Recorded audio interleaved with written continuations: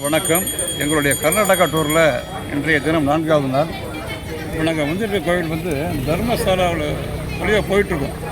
Okay, Dharamshala சொல்லும்படி நான் இருக்கக்கூடிய ஒரு கோவில் வந்து ஒரு பிரம்மாண்டமான விநாயகர் கோவில் தான். சவுத் லாட்கா ஸ்ரீ மகாகணபதி டெம்பிள். அங்கே தான் உள்ளே போகிறோம். கொடபடணும் இல்லை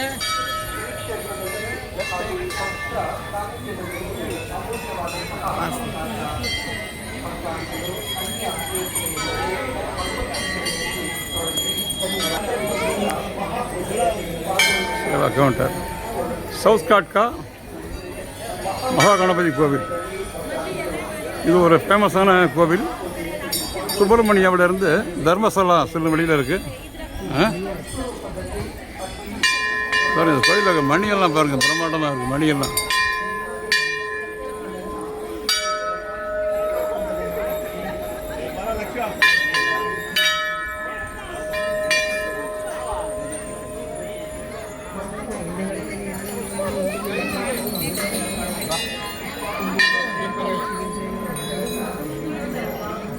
இதுதாங்க சவுத் லாட்கா மகாகணபதி டெம்பிள். இது வந்து சுப்பிரமணியாவில் இருந்து தர்மசாலா செல்லும் வழியில் இருக்குது. பெரிய விநாயகர் சில சுற்றி வர மரங்கள் அடர்ந்த சூழலில் அமைஞ்சிருக்கு. இல்லை ஒரு ஃபஸ்ட் கிளாஸ் அட்மாஸ்பியரில் இந்த கோவில் அமைஞ்சிருக்கு. இதான்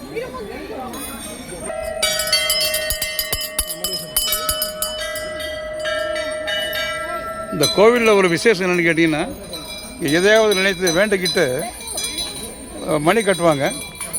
ஆனால் வேண்டுதல் பழிக்கும் என்பது ஐதீகம். இதுதான் பாருங்கள், இந்த கோவில் ஃபுல்லாக மணியாக இருக்குது பாருங்கள். இதுதான் அந்த கோவில் ஒரு விசேஷம்.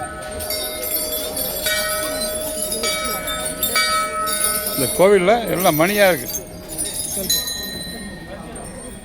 மனதில் ஒன்றை நினைத்து வேண்டிக் கொண்டால்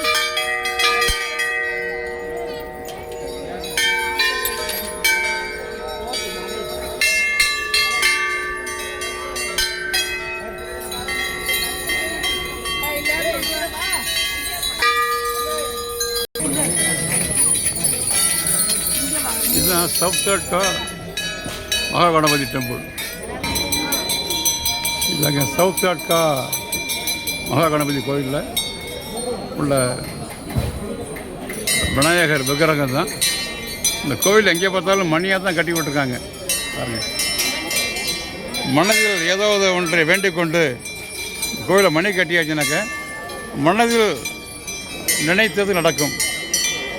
நான் வேண்டிக் கொண்டது நிறைவேறும் என்பது இந்த கோயிலில் அனுபவம், கோயிலில் உள்ள ஐதீகம்.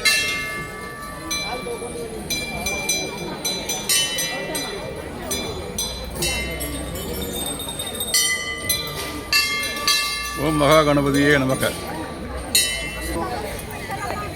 இன்றைய தினம் எங்களுக்கு தர்மசாலா செல்லும் வழியில் ஒரு பிரம்மாண்டமான மகா கணபதி கோவில், அதாவது சவுத் லாட்கா ஸ்ரீ மகாகணபதி கோவில், இங்கே உள்ள மகா கணபதியின் தரிசனம் கிடைத்தது. நீங்களும் கர்நாடகா டூர் வரும்பொழுது இந்த கோவிலுக்கு அவசியம் வந்திருந்து இங்கே இருக்கின்ற விநாயகரை தரிசனம் செய்து அவரது திருவருள் பெற்று சொல்லுமாறு உங்களை வேண்டி விரும்பி கேட்டுக்கொள்கிறேன். நன்றி, வணக்கம், வாழ்க வளமுடன்.